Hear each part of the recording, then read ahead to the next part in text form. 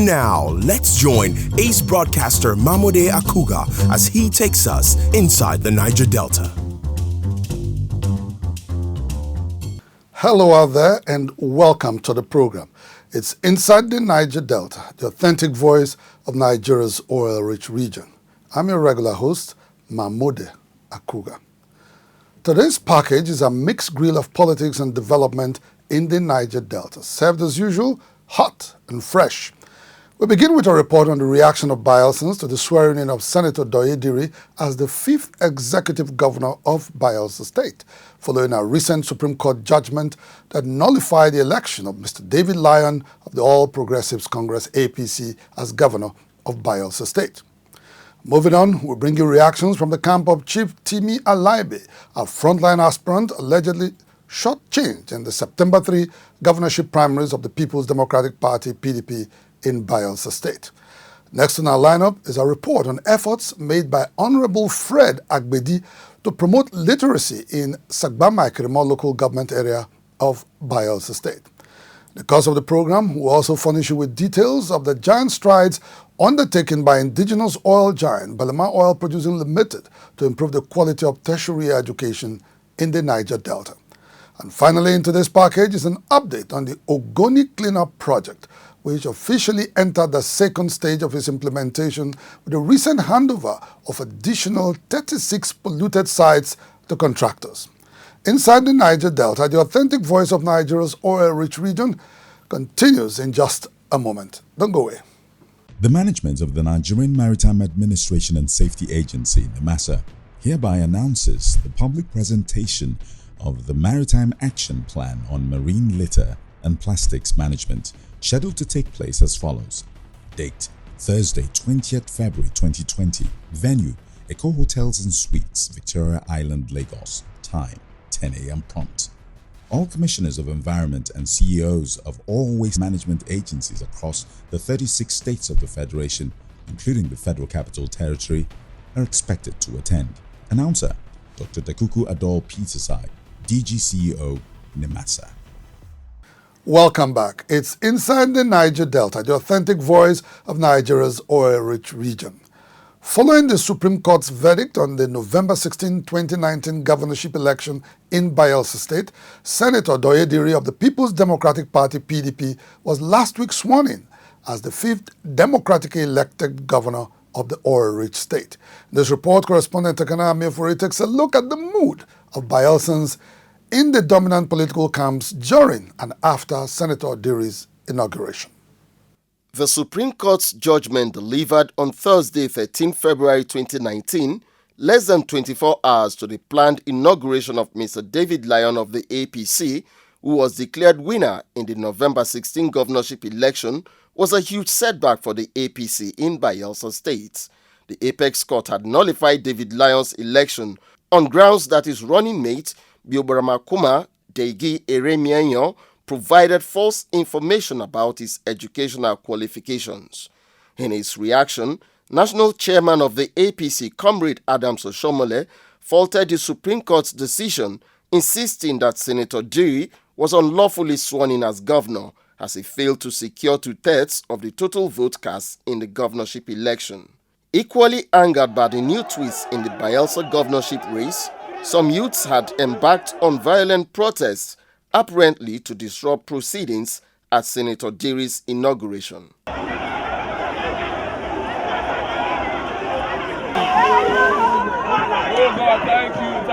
The outcome of the Supreme Court is against the will of the Bayelsans. It's a peaceful protest. We are raising against the judgment that was taken today by Abuja people. Abuja has stolen our mandates. We want our mandate to be given to us. Eventually, the day's business was conducted at a more secure venue in Government House, Yenagoa. I, Senator Douye Diri, do solemnly swear that I'll be faithful I will be faithful and bear true allegiance true allegiance to the Federal Republic of Nigeria, to the Federal Republic of Nigeria, that I'll preserve, protect, and defend the Constitution of the Federal Republic of Nigeria. The Constitution of the Federal Republic of Nigeria. So help me God. So help me God. In his inaugural address to Bayelsans, Governor Diri had extended a hand of fellowship to his political opponents, describing the Supreme Court's verdict as victory for all Bayelsans. As a Valentine governor and deputy governor, we bring the message of love to Bayelsa State. Let us eschew bitterness and acrimony and learn to love ourselves, whether of the same party or of different parties. Primarily, we are brothers and sisters from Bayelsa State. Not a few supporters of Senator Douye Diri and his deputy, Senator Lawrence Erujakpo, had savored the sweet taste of victory at the swearing-in ceremony.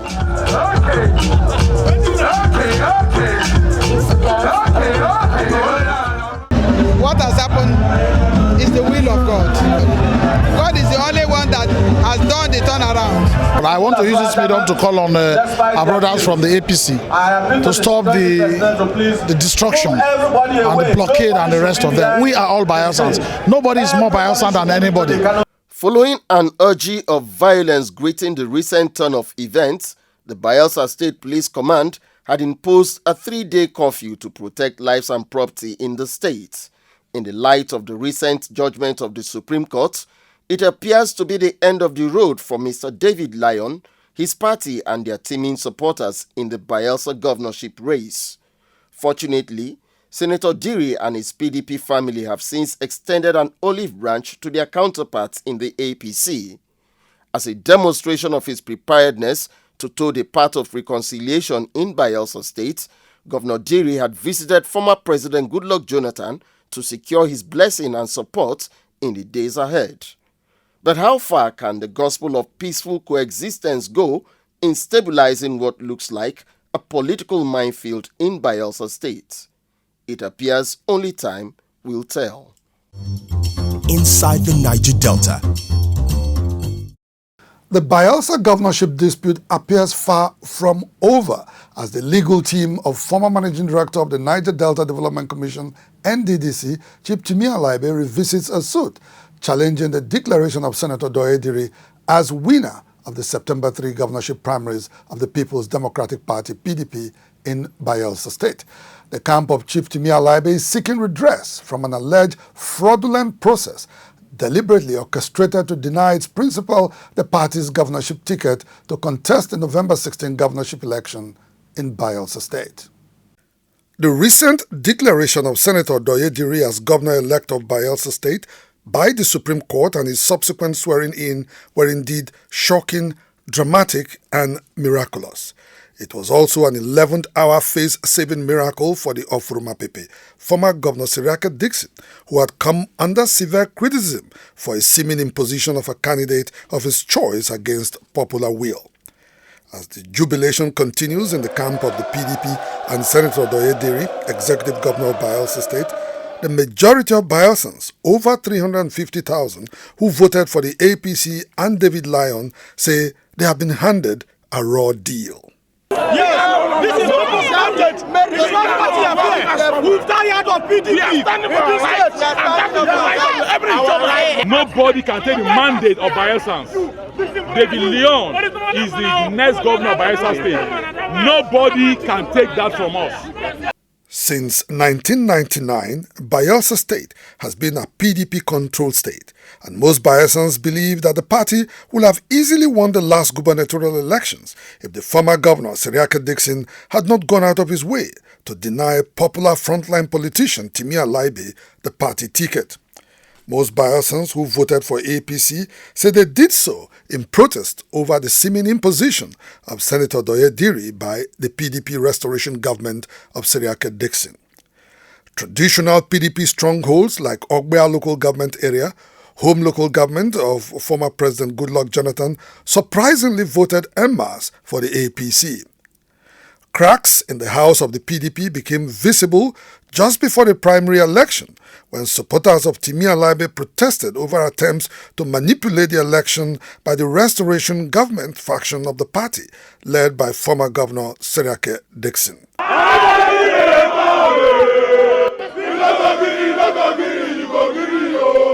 Who are these electoral officers you are using? Where is the list coming from? There's a group we saw in Peace Park gathered, and that's where the same materials were distributed. For fairness, justice, and equity, and if they want the party to win the next governorship elections, then they must cancel the entire process. We are asking the National Working Committee, headed by Secondus, to make sure that this election is free and fair. We directed that the process be uploaded in a platform curated where all the 21 aspirants are inside, and we are also inside the platform. Any election that we don't see that happened and they uploaded to our platform will not be received by us. Mr. Alaibe and his supporters were protesting the inclusion of the newly elected council chairman, vice chairman, and councillors in the delegates list for the primary election, contrary to the provisions of the PDP constitution.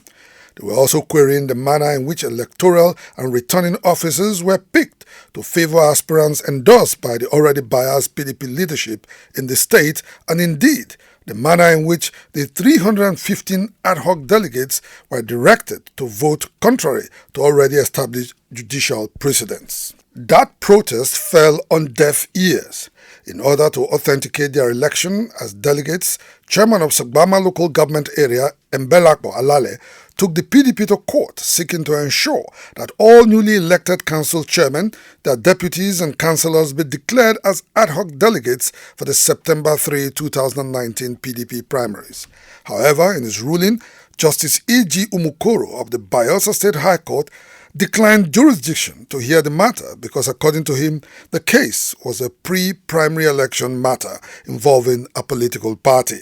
He advised all parties in the suit to consult their party constitution and do what they think is right. The judgment just delivered, the court has declined jurisdiction that they cannot dabble into issues of party primaries based on Section 87 of the Electoral Act. So both cases are struck out. The parties have constitution, and their constitutions made elaborate provisions for who should be a statutory delegate, who should be a ward delegate, and all that. Let them follow the right thing to do. The PDP, however, went ahead to conduct the governorship primary election with all its disputed delegates. Senator Douye Diri was declared winner and candidate of the PDP with a total of 561 votes, while Timi Alaibe came second with 365 votes. That verdict appeared not to have gone down well with party leaders in the state, like former President Goodluck Jonathan, who subsequently abstained from all PDP campaign activities in the state. Today, Senator Douye Diri, by virtue of a Supreme Court pronouncement, has been sworn in as the 5th executive governor of Bayelsa State. Observers are wondering and asking if the last has been seen in the twists, turns and drama of the Bayelsa governorship election. The answer is a resounding no. Shortly after the PDP primary election, Timi Alaibe had gone to court seeking to invalidate the nomination of Senator Douye Diri as the duly nominated candidate of the PDP. The matter in court, however, suffered some form of judicial paralysis following the victory of the APC and David Lyon at the gubernatorial elections of November 16, 2019. However, with the recent Supreme Court declared victory of Senator Douye Diri, Timi Alaibe's suit in court, as Christians will say, has now been resurrected and born again. The case of our client is first one failure to comply with the provisions of the PDP constitution and the guidelines, which resulted in certain persons who were not delegates being allowed to be delegates, and these persons now voted for the person that emerged a winner. The second ground is that if alternatively you would either, if you remove the votes of these persons, then our client should be the winner of the elections. Even with the 11th hour Supreme Court victory of Senator Douye Diri, some Bayelsans still hold former Governor Siraki Dixon responsible for all the crises surrounding the Bayelsa governorship election. While inauguration activities were going on in Creekhaven, some Bayelsans went to the private residence of former Governor Dixon where they destroyed belongings of the Ofuruma Pepe. To register their displeasure with the Supreme Court ruling, some Bayelsans also took to the streets, setting up bonfires.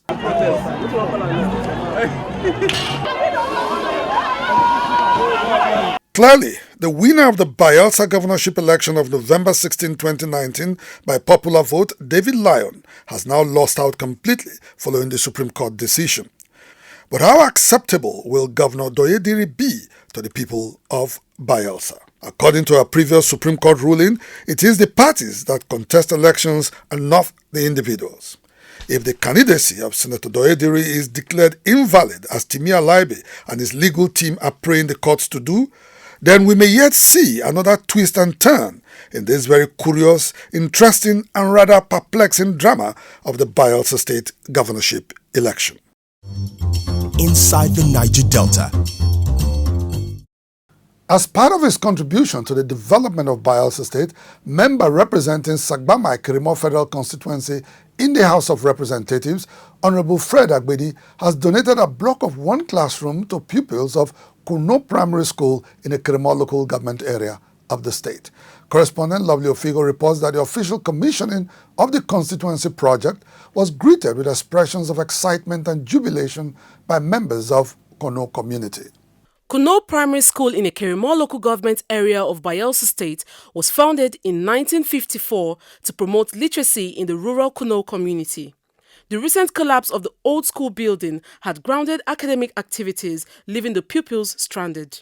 Honorable Agbedi quickly saw the need to intervene in the plight of the students and initiated a project to build 2 blocks of classrooms in partnership with the Universal Basic Education Commission, UBEC. In the name of God the Father, Amen. God the Son, Amen. And God the Holy Spirit. Amen. I think it's something that is very good. It is worthy if every leader will actually identify areas of need like this and then give them the project that they require. I think everybody will be happy. To further enhance learning in Kuno Primary School, Honorable Agbedi decided to equip its library with books. We have that for mathematics. We also have for English. We have for basic Christian religious knowledge. We have for computer studies and basic science and technology books. All these are represented on behalf of my federal constituency in collaboration with the federal government as a member of House of Representatives through the Basic Universal Education Office. I present this to you for onward transmission to the headmaster and leadership of Kunu Community Primary School. That you are a good man, God will bless you. And this project you have beside here, I want to tell you that we will make use of it very well. We will make sure the students will take care of it, the teachers, and every one of us in this community will make sure we take care of this project very well. We'll protect it with whatever we have to make sure these things are used judiciously. The federal lawmaker representing Sagbama Ekirimo Federal Constituency in the House of Representatives is a trained educationist who believes that education should be given priority attention for any society to make progress. He intends to get in touch with the Bayelsa State Ministry of Education to get more teachers transferred to Kuno Primary School. They are prepared for education and they need encouragement. And that is why when the community asked for teachers, I had to invite the representative of Ministry of Education so that he can listen to them, know their plight, go back to his office and ensure that he liaises with his commissioner to transfer teachers to this school now that they have conducive learning environment. Although Honorable Fred Agbedi failed to secure the tickets of the People's Democratic Party to contest the November 16, 2019 governorship election in Bayelsa State, he has committed himself to the development of communities in Sagbama Ekirimo Federal Constituency, which he represents in the National Assembly. Inside the Niger Delta. Still on education, all is now set for the construction work to commence on a 50-bed capacity hostel donated to the University of Port Harcourt by indigenous oil giant Belemaoil Producing Limited. This follows the groundbreaking ceremony performed last week on the project, as correspondent Lovely Ofigo reports. The 50-bed capacity hostel construction project, completely funded by Belemaoil Producing Limited, was initiated to address hostel accommodation challenges faced by students in the University of Port Harcourt. Minister of State for Education Chukwuemeka Nwajuba performed the groundbreaking ceremony for the project. I wish to say congratulations to Uniport management for attracting this project to the school, and a big thank you to Belemaoil Company for this beautiful and exemplary gesture. Vice-Chancellor of the University of Port Harcourt, Professor Ndowalale, and other top officials of the institution were full of kind words for Belemaoil for its intervention in the plight of students. They said the hostel will provide a more conducive learning environment for the university. This is worthy of emulation by other corporate bodies, and this is how universities are built in other countries. There is nowhere in the world where the government alone builds a university. The university contributes to the capital development of a whole nation, and indeed contributes to the economic upscaling of any country. And it is from this perspective that we expect that other well-meaning corporate organizations will emulate what Belemaoil has done today. As a university, we can't thank them enough. For their part, officials of Belemaoil Producing Limited described the donation of the ultra-modern hostel block to the University of Port Harcourt as part of Belemaoil's corporate social responsibility. We identified University of Port Harcourt as one of the institutions that we're going to start with in terms of extending our corporate social responsibilities to. And that's why we are here today to carry out this groundbreaking ceremony. We identified the fact that accommodation is very critical to students' needs. And we also identified the fact that in Uniport, it's even more critical. And being an indigenous oil producing company, operating here with our head office and operational office here in River State, in Port Harcourt, University of Port Harcourt falls within our primary host target in terms of such corporate social responsibilities. We will be doing this across the country as much as possible.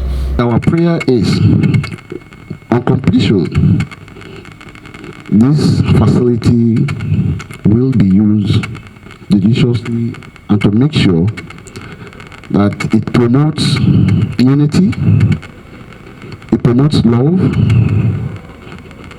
and above all, attracting other universities to partner with us so that we can also do the same thing for them. The groundbreaking ceremony for the construction of an ultra-modern hostel block for the university follows the signing of contract for the project in December 2019, when funds were released to cover the first milestone of the project. Inside the Niger Delta. The federal government has reiterated its commitment to the successful cleanup of Ogoni land. Minister of Environment Dr. Muhammad Abubakar made the pledge recently during the handover of additional polluted sites to contractors during his recent visit to Ogoni land. Correspondent Chika Boduzie tells us more. The recent visit by Minister of Environment Dr. Muhammad Abubakar to Eleme Kingdom was to assess the level of progress achieved on the Ogoni Clean-Up project since his last visit to Ogoni land in October last year, and to hand over additional 36 polluted sites to contractors handling the project. This shows further commitment on the side of the government. The issue of livelihood and job creation. This additional 36 will create more jobs for the people of this area. Of course, the livelihood program, we have that also with UNITA. That also is coming. So this is just an indication of more to come. Eventually, what the government wants to do is to clean the entire polluted area. But of course, it has to be done batch by batch, as we have seen today. During his recent visit to Ogoni land, the Environment Minister was at Eleme Kingdom to solicit the people's support and cooperation to make the cleanup project successful. At an interactive session with the people of Eleme Kingdom, Dr. Abubakar restated the federal government's commitment to the successful remediation of polluted sites in Ogoni land, noting that the entire process will adhere strictly to the recommendations of the United Nations Environment Programme, UNEP, which in August 2011 submitted its findings to the federal government on the extent of ecological damage attendant to several decades of oil production in Ogoni land. Mr. President has the passion for the people of Niger Delta, and in particular to start here the cleanup of this land that has been polluted by hydrocarbon for years. And we need and seek your backing, Your Royal Majesty, so that this project will succeed.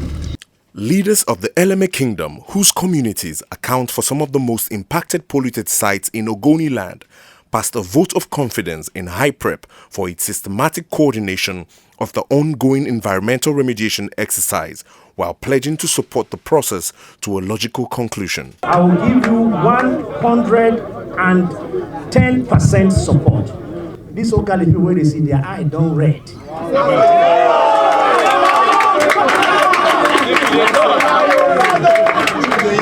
They want to work. And so contractors, go and collect your mobilization quick and come, let's start working. The handover of additional polluted sites to contractors marks the official commencement of the second phase of the ongoing Ogoni Clean-Up project, which is the most wide-ranging environmental remediation exercise to be undertaken so far across the globe. Inside the Niger Delta. And with that report, we'll draw the curtain on the program. Inside the Niger Delta, the authentic voice of Nigeria's oil-rich region will be back same time, same station next week. Until then, you can follow us on our social media handles showing right now on your screen. The same time next week, I am Mamode Akugha saying thank you so much for watching and bye for now.